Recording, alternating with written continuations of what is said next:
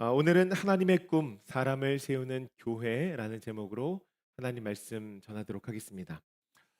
여러분 요즘에 어떤 꿈을 꾸고 계세요?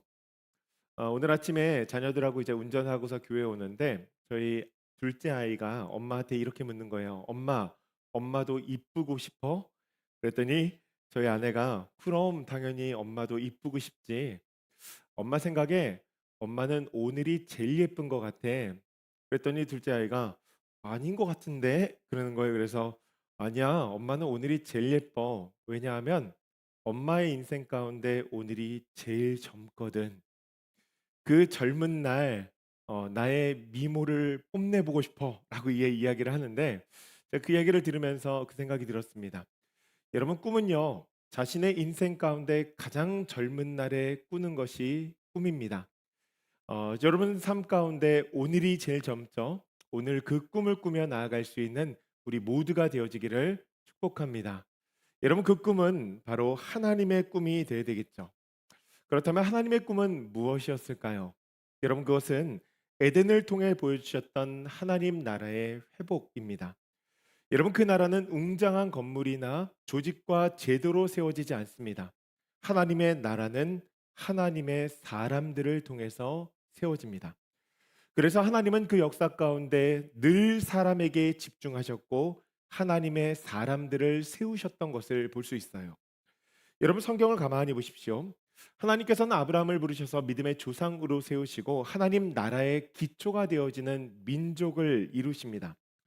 그리고 그 민족을 이끌 수 있는 모세를 세우셔서 이스라엘 백성들을 예배 공동체로 형성해 나가시죠.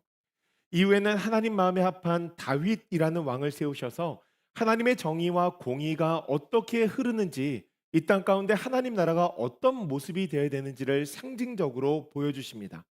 그리고 마지막으로 예수님의 제자들을 세우셔서 그 나라의 확장이 어떻게 일어나야 되는지 복음의 영광이 무엇인지를 우리에게 보여주시죠.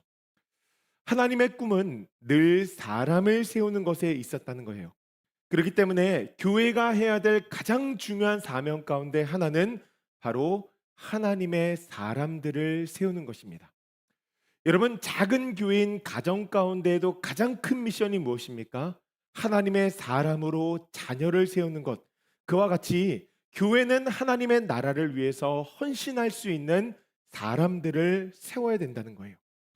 여러분 그렇기 때문에 세상의 소망은 물질이나 권력이나 이 세상의 최신의 기술에 있지 않습니다.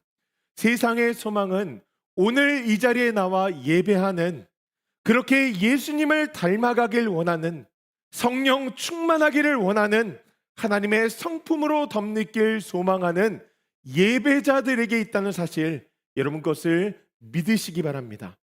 오늘 우리가 읽은 출애굽기의 말씀은요. 모세의 장인 이드로가 모세에게 조언하는 내용입니다. 이드로가 이렇게 조언합니다. 사람을 세워야 합니다. 사람을 세워야 됩니다. 그러면서 어떤 사람을 세워야 되는지 기록하는데 우린 이 안에서 하나님께서 원하시는 사람이 어떤 사람인지 세 가지의 특징을 발견할 수 있습니다. 오늘 말씀을 통해서 우리 모두가 어떤 사람이 되어야 되는가 여러분 그 꿈을 꾸면서 또한 우리가 오늘 세우는 장학생들 이런 사람이 되어지기를 함께 소원하며 기도하며 나아갈 수 있는 우리 모두가 되어지기를 간절히 소원합니다. 하나님께 세우시는 사람의 첫 번째 특징은 하나님을 두려워하는 사람입니다. 하나님을 경외하는 사람. 여러분 하나님께서는 그런 사람을 원하신다는 거예요. 경외는 존경과 두려움이 동시에 존재하는 감정이죠.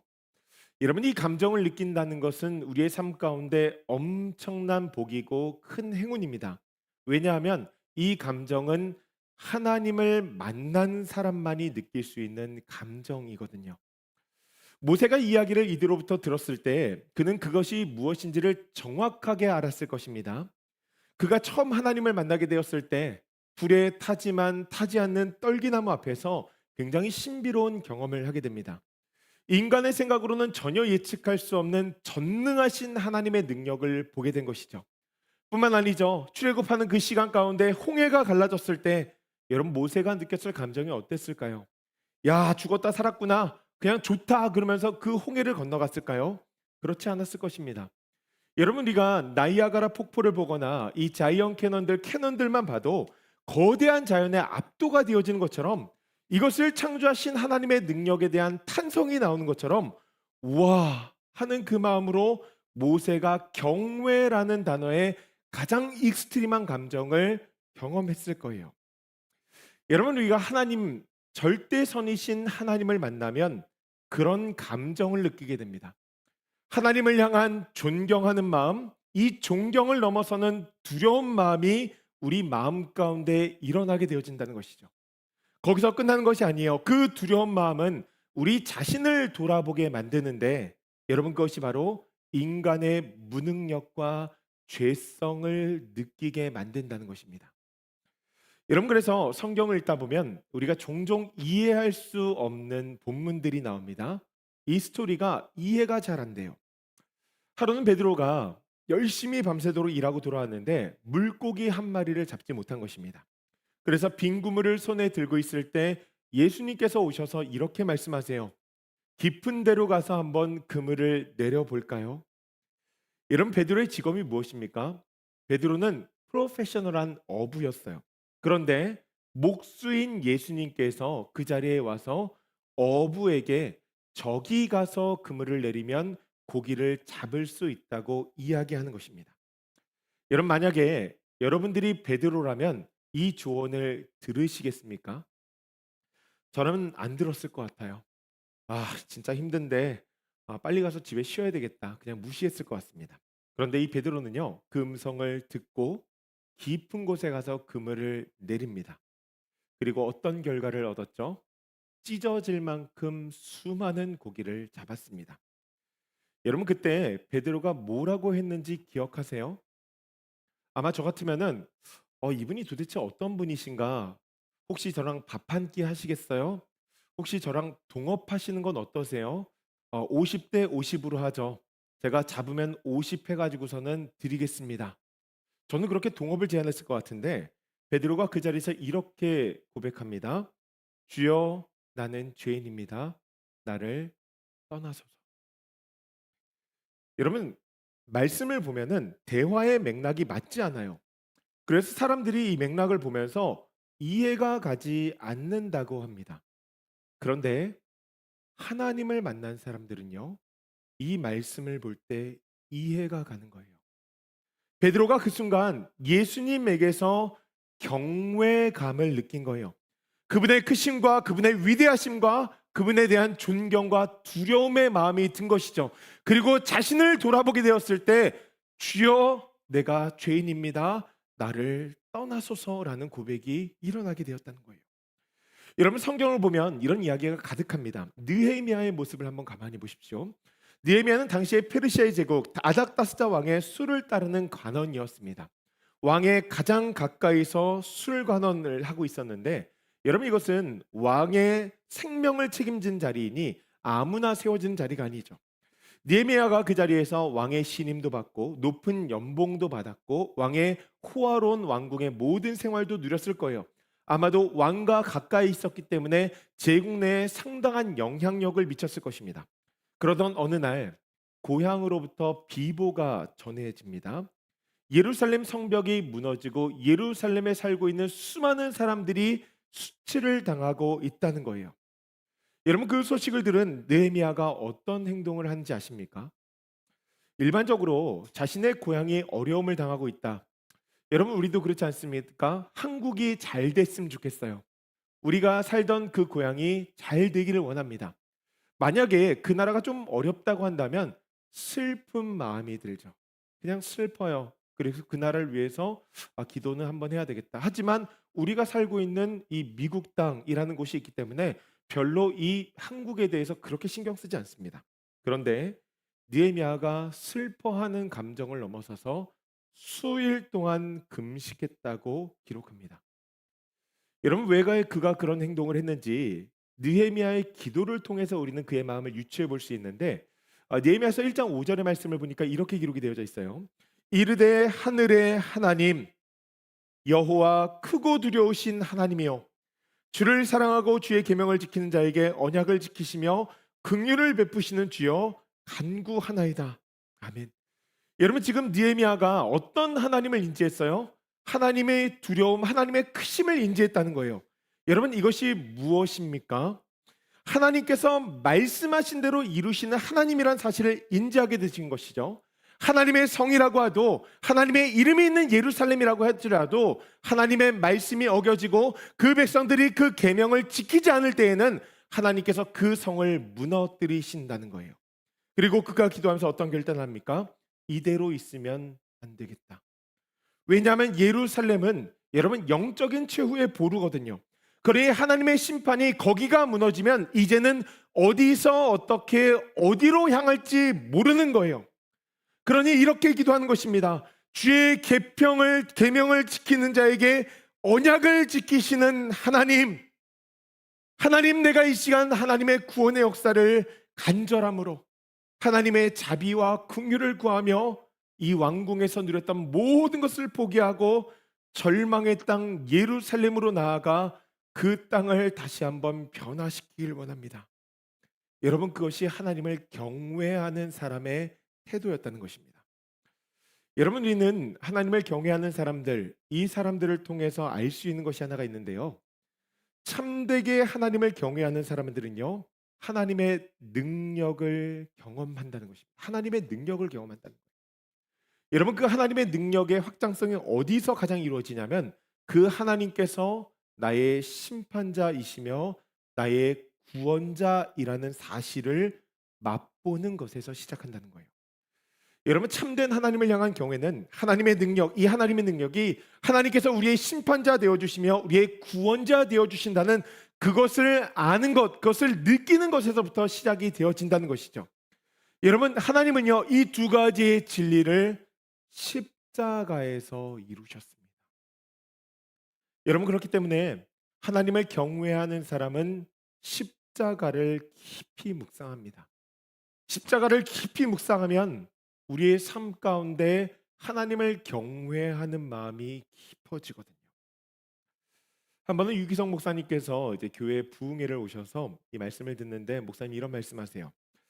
본인이 선한목자교회에 부임을 했는데 워낙 어려운 교회였으니까 이 성도들이 상처가 얼마나 많았겠어요. 이 상처 입은 공동체를 어떻게든지 이제 아물면서 하나씩 끌고 가는데 처음에는 뭐 이제 잘 따르다가 이제 잘 따라지지 않고 막 삐걱거리기 이제 시작하는 거예요.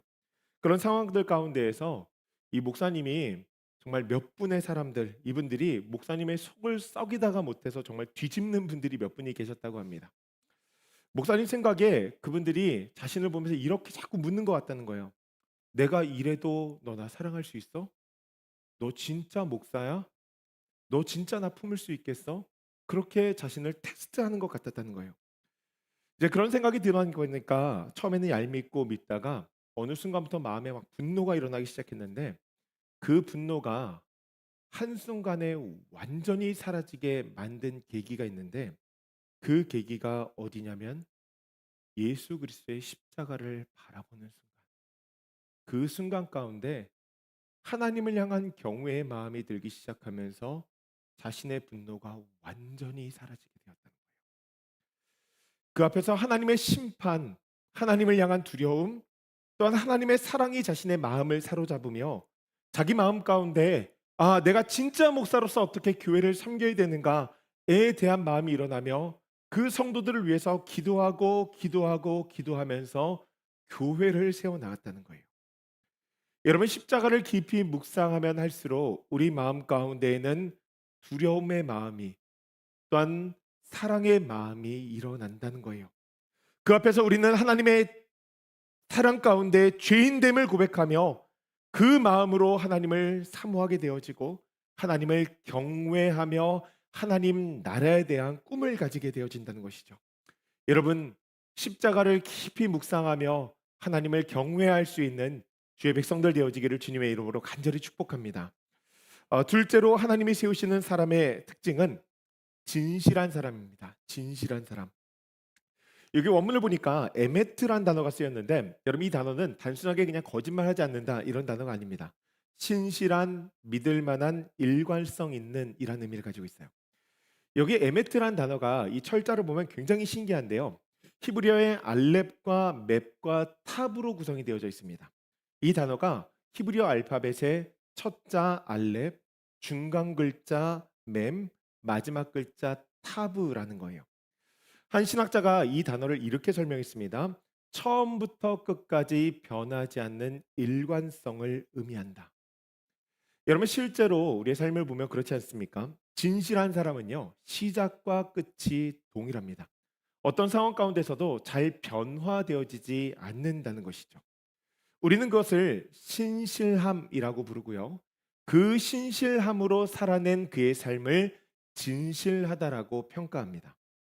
여러분 성경을 보면 이 다윗 시대에 브나야라는 인물이 있었습니다. 여호야다의 아들로 소개가 되어지는데 다윗의 30 용사 가운데 3명의 용사 가운데는 들지 못했지만 그 다음으로 존귀한 사람이다라고 평가받은 사람이에요.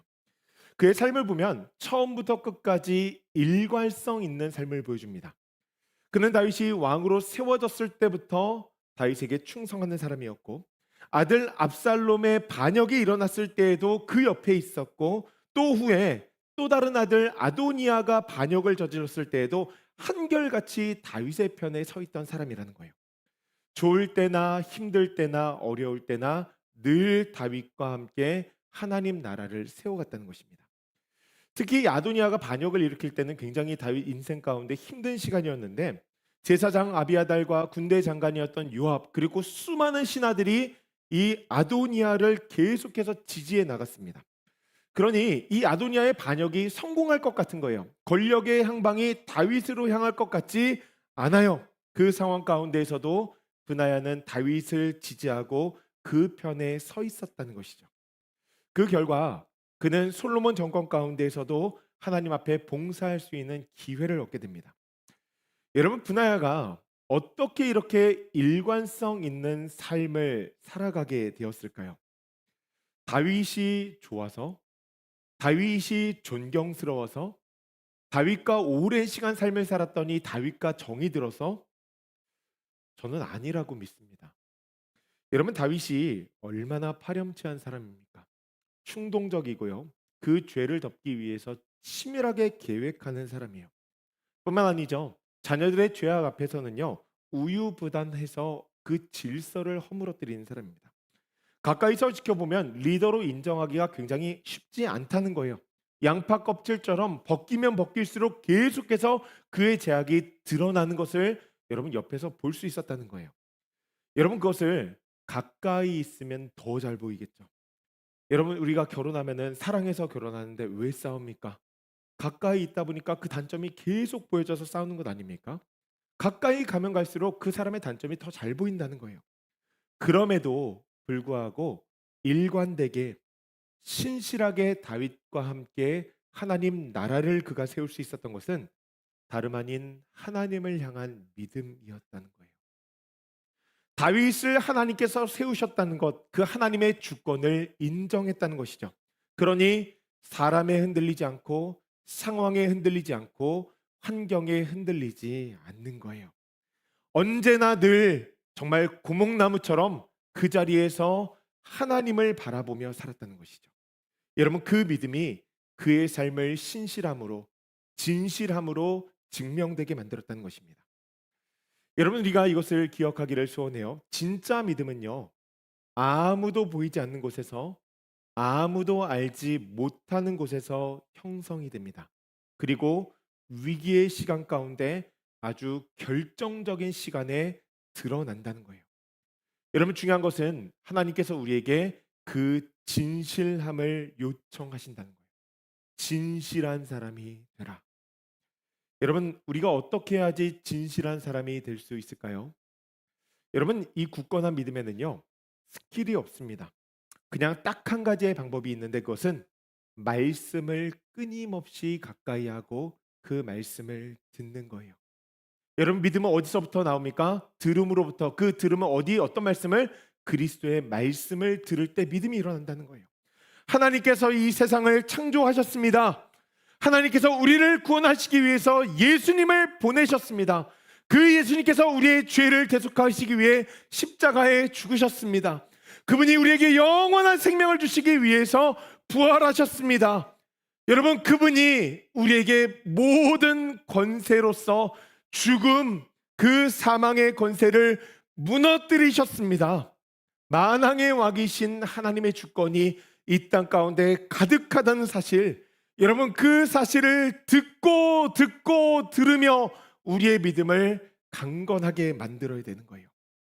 여러분 그 믿음으로 하나님의 주권을 인정하고 고백해야 된다는 것입니다.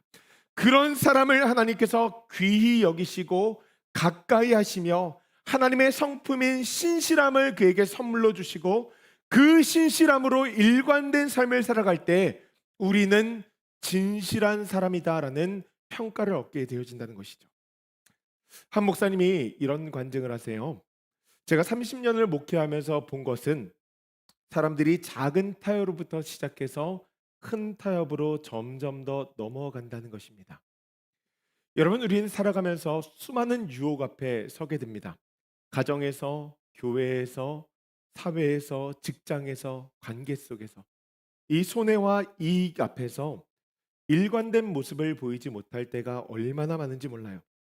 여러분, 그 순간에 하나님께서는 우리에게 믿음으로 반응하라고 말씀하세요.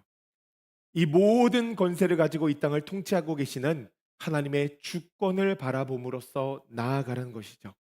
여러분 그렇게 진실한 사람으로 하나님 앞에 쓰임 받을 수 있는 주의 백성들 되어지기를 주님의 이름으로 간절히 축복합니다.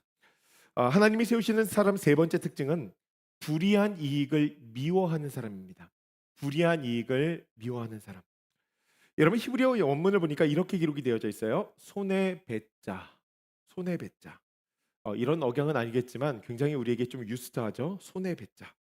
여러분 여기 배자란 단어가 정당하지 않은 방법으로 얻은 이익, 불이한 이익을 의미하고 손해라는 단어가 미워하다라는 의미인데요. 이 손해라는 단어의 어원이 되는 사내라는 단어를 보면은 이런 의미를 가지고 있습니다. 혐오. 여러분 그냥 미워하는 것이 아니라 혐오하는 거예요. 여러분 싫어는 그래도 어느 정도 용납이 되죠. 싫어하는 사람이 있으면 뭐 그래도 그래 오늘 분위기 좀 맞추면서 있어야 되겠다. 근데 혐오하는 사람이 있으면 어떻게 됩니까? 그 자리에 가지 않죠. 여러분 우리는 혐오를 넘어서 그 사람들을 잘 이렇게 안을 수 있는 사람이 돼야 되는데 하여튼 이 혐오가요 쉽지 않다는 거예요. 그런데 하나님께서 우리에게 뭘 말씀하시냐면은 불의한 이익을 혐오하라는 거예요. 저것은 더러워 그 옆에 가고 싶지 않아 아주 명확하게 선언하라는 거예요. 여러분 성경을 보면 이런 삶을 살았던 대표적인 인물 중에 하나가 바로 사무엘입니다. 역사를 보면 이 혼돈의 시기가 있었어요. 무엇인가 큰 변화가 있던 시기. 이스라엘 역사상 가장 큰 혼돈의 변화의 시기 중 하나는 이 사사 시대에서 왕정 시대로 넘어가는 시기였습니다. 마지막 사사가 사무엘이잖아요. 그는 선지자이면서 도시의 동시에 재판관으로 이스라엘을 다스리는 최고의 권력자였습니다. 오늘날로 이야기하면은 대통령도 하고 목사도 하고 대법원장도 하고 국무총리도 하고 이 모든 직책을 겸하고 있던 사람이 사무엘이었어요. 여러분 그렇게 막강한 권력을 휘둘렀으니 우리가 이런 말 종종 하죠. 털어서 먼지 안 나는 사람 없다. 우리가 사무엘의 마지막을 생각했을 때 털어서 먼지 안 나는 사람 없다. 여러분 그 생각할 수 있어요. 그런데 사무엘이요. 퇴임할 때 이런 이야기를 합니다. 사무엘상 12장 3절 말씀인데 우리 한번 같이 읽어볼까요? 우리의 인생이 그렇게 되어지기를 소원하는 마음으로 함께 읽습니다. 함께 읽습니다. 내가 여기 있나니 여호와 앞과 그의 기름 부음 받은 자 앞에서 내게 대하여 증언하라. 내가 누구의 소를 빼앗았느냐 누구의 나귀를 빼앗았느냐 누구를 속였느냐 누구를 압제하였느냐 내 눈을 흐리게 하는 뇌물을 누구의 손에서 받았느냐 그리하였으면 내가 그것을 너희에게 갚으리라 하니 아멘. 여러분 이 인생 살 수 있는 우리 모두가 되어지기를 간절히 축복합니다. 사무엘이요 백성들을 섬기는 그 긴 기간 가운데 단 한 번도 그 권력을 자신의 사적인 이익을 위해서 사용하지 않았다는 거예요. 여러분 이것이요 사무엘만의 주장이 아닙니다. 사무엘의 그 이야기를 듣고 백성들이 뭐라고 이야기하냐면 4절 말씀인데 이렇게 이야기해요. 그들이 이르되 당신이 우리를 속이지 아니하였고 압제하지 아니하였고 누구의 손에서든지 아무것도 빼앗은 것이 없나이다 하니라. 아멘. 여러분 한번 생각해 보세요. 사무엘이 어떻게 이렇게 깨끗한 삶을 살 수 있었을까요? 사무엘의 성장 과정을 한번 가만히 생각해 볼까요? 사무엘의 어머니 한나는 정말 늘 자식이 없어서 슬픔에 젖어 있었던 여인이었습니다. 그러다 성막이 있는 실로에 가서 서원 기도를 했어요. 하나님, 제발 저에게 자녀를 주시면 제가 이 자녀를 주님 앞에 드리겠습니다. 여러분, 그 기도의 응답으로 사무엘을 얻은 거예요. 그래서 하나는 그 약속대로 사무엘이 젖을 뗐을 때, 여러분 오늘날로 이야기하면 한 3살 정도 되었을 때 얘를 성막으로 보내서 키웁니다. 사무엘은 대제사장 엘리를 섬기면서 그 옆에서 성장했어요. 이 말이 무엇이냐면 하나님의 성막에서 하나님의 말씀으로 하나님의 법도를 배우며 예배자로 살았다는 거예요. 여러분, 이 이야기를 들으면 아마 우리는 이렇게 생각할 수 있어요. 그치, 사무엘이 그래서 그의 삶이 깨끗했겠구나. 그런데 여러분, 사무엘의 시대가 어떤 시대였습니까? 사무엘의 시대는 말씀이 희귀하여서 이적이 잘 보이지 않는 시대였어요. 심지어 대제사장 엘리는 눈이 어두웠고 그의 후계자였던 비느하스와 홈리는요 타락의 끝을 달렸습니다. 얼마나 불의한 이익을 좋아하고 이 좋아하는 마음을 사랑하는 마음으로 표현했는지 몰라요. 오늘로 따지면 여러분, 그 사람들이 어떤 일을 했냐면 예배 드리는데 와가지고서는 갑자기 헌금을 가지고 가서 그 사람들 마음대로 막 쓰는 거예요. 여러분, 헌금을 가져가려면 좀 이렇게 몰래라도 가져가야 되는데 그것도 아니에요. 그냥 예배 드리는데 저기서 그냥 딱 꺼내 가지고서는 가져갑니다. 그건 뭐라 그래요? 그리고 막 교회 와서 열심히 섬기는 여자 성도님들 어떻게든지 막 현련한 말로 속여 가지고서는 동침하고 막 입에 담을 수 없는 나쁜 짓이란 나쁜 짓은 그들이 다 저질렀어요. 여러분, 그러니 성막 분위기가 어땠을까요? 성령 충만했을까요? 아니죠. 모든 백성들이 제사 드리러 오는 것이 곤욕인 거예요. 영적으로, 심적으로, 정신적으로 성막에 와서 제사를 드리면 그 사람들을 보니까 불편하고 집에 있으면 안 드리니까 불편하고 뭐 이거 어떻게 할 수가 없는 거예요. 여러분, 그런데 이 죄는요 엄청난 확장성을 가지고 있잖아요. 그래서 그들의 악행이 계속해서 동료 제사장들에게 자꾸 전해지는 거예요. 여러분, 사무엘이요 성막에서 그런 모습들을 보면서 자랐다는 거예요. 그런데 그는 그들의 행위에 동참하지 않았습니다. 여러분, 그 이유는 딱 하나인데요. 그것은 사무엘이 어린 시절부터 하나님의 말씀을 들었거든요. 말씀이 희귀한 시대 가운데 하나님의 음성, 사무엘아 사무엘아 부르시는 그 하나님의 음성을 들으며 사무엘이 자랐다는 거예요. 여러분, 우리 안에 있는 탐욕의 뿌리는요 우리가 불의한 이익을 좋아하게 되어지는 그 과정은 우리가 하나님의 말씀보다 이 세상의 가치인 돈과 소유와 쾌락을 더 추구하고 신뢰하는 데 있다는 것을 우리가 기억해야 된다는 거예요. 여러분, 그것이 불의한 이익을 쫓게 만든다는 거예요. 그런데 말씀을 마음 가운데 새기고 있으면 여러분, 이 불의한 이익을 혐오하게 되어진다는 것입니다. 여러분, 그러니 이 땅의 소망은요 말씀을 마음 가운데 새기는 자에게 있다는 거예요. 한 집사님이 이런 간증을 하세요. 저는 사업을 하면서 굉장히 많은 유혹을 받았습니다. 뇌물을 주면 일이 쉽게 풀렸고 자재비를 속이면 이익이 극대화되었습니다. 주변의 사람들이 그런 이야기를 많이 해서 다들 하는 일이고 나도 내 사업을 키워야 되기 때문에 그렇게 생존을 위해서 가감없이 행하며 살았습니다. 그것을 합리화했습니다. 그런데 하루는 예배 드리는 가운데 하나님께서 설교 시간에 저에게 이렇게 물으셨습니다.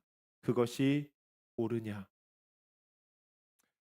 이후에 교회에서 복음에 대한 성경 공부를 할 기회가 있었는데 저는 그 시간을 통해서 제 삶에 변화가 있어야 한다는 것을 자각하게 되었습니다. 예수님께서 모든 하늘의 부와 영광을 버리시고 우리를 위해서 가난하게 되셨다는 것을 묵상하면서 제가 얼마나 작은 것에 마음을 빼앗기고 있었는지 깨닫게 되었습니다. 또한 저는 로마서 8장 17절의 말씀을 통해서 하나님의 자녀로서 하늘의 모든 것을 내가 받을 수 있는 그 기업을 소유한 존재라는 것을 깨닫게 되었습니다. 그러자 이 땅에 있는 이익이 굉장히 하찮게 보이기 시작했습니다.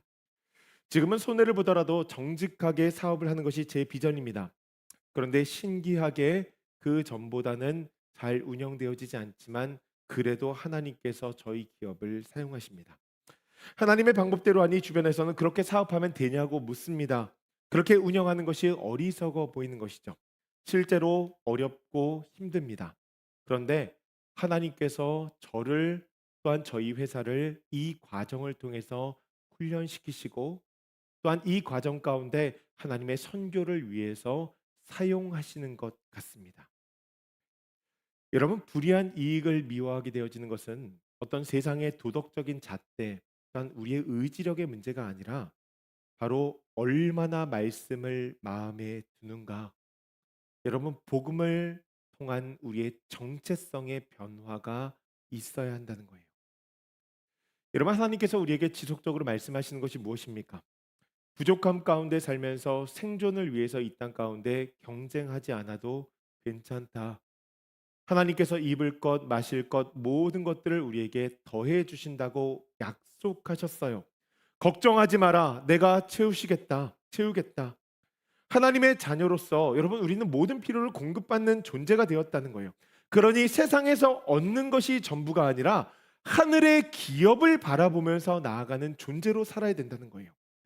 사랑하는 성도님들, 또한 동역자 여러분, 우리는 세상 가운데 수많은 불이한 이익에 대한 유혹을 받습니다.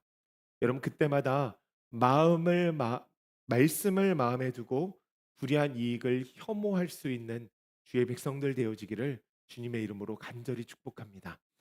말씀을 마무리합니다. 모세는요, 이들의 조언을 받아들여서 이 세 가지 기준에 맞는 사람들을 세워 함께 이스라엘 공동체, 바로 하나님의 교회와 하나님 나라의 확장을 위해서 힘껏 나아갑니다.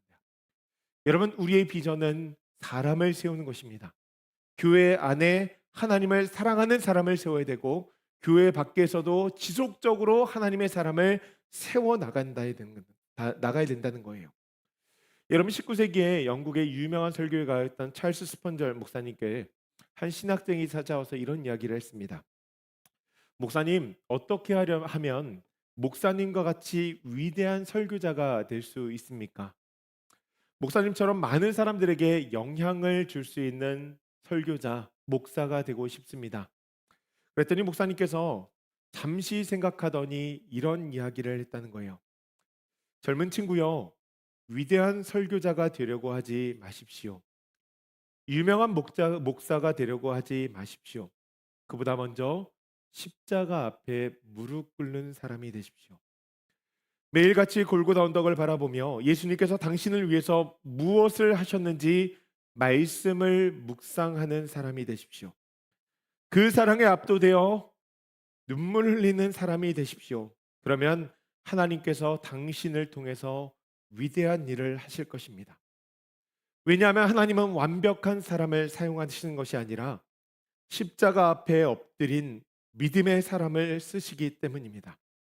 하나님은 자신의 의로움을 자랑하는 사람이 아니라 예수님의 의로움을 의지하는 깨끗한 사람을 사용하시기 때문입니다. 사랑하는 주일필교회 성도님들, 또한 오늘 장학생으로 참석한 우리 장학생들, 하나님께서 찾으시는 사람은 완벽한 사람이 아닙니다. 십자가 앞에서 자신의 죄인됨을 매일같이 고백하는 사람, 하나님의 은혜 없이는 살 수 없다고 하나님의 은혜를 갈망하는 사람, 매일 십자가를 바라보며 하나님의 사랑을 새롭게 경험하는 사람, 하나님의 기쁨이 되어지기를 소원하는 사람, 하나님께서는 그런 사람을 세우길 원하시고 사용하길 원하신다는 거예요. 우리 성부, 성자, 성령 되신 하나님께서는 오늘도 내가 누구를 보내며 누가 우리를 위해서 갈고 함께 묻고 계십니다. 여러분, 그 음성을 들을 때 하나님, 내가 여기 있습니다. 십자가를 품은 나를 보내소서. 이렇게 고백하며 사람을 세우며 살아갈 수 있는 우리 모두가 되어지기를 주님의 이름으로 간절히 축복합니다.